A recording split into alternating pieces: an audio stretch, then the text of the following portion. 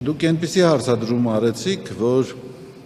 եթե ես պատասխանեմ, որ ես չեմ տեսնում իմ մեղավորությունը, պետք է տպավորություն ձևավորվի, որ ես ինչ-որ հրեշտակային վարքագծով անձ եմ։ Ես այդպիսի անձ չեմ։ Եթե պատասխանեմ, որ այո, տեսնում եմ իմ մեղավորությունը, պետք է տպավորություն ստեղծվի, որ այն մարդիկ, ովքեր արել են եկեղեցու դեմ գործողություն, դրա ամբողջ պատասխանատվությունը կրում եմ ես։ Դրա համար ես կասեմ եւ այո եւ ոչ։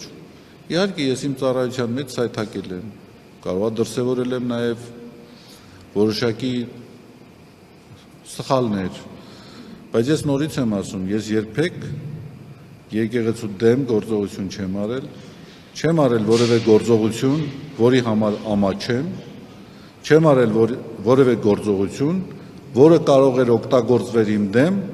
անել տալու համար մի բան, որը իմ համոզումներին դեմ է։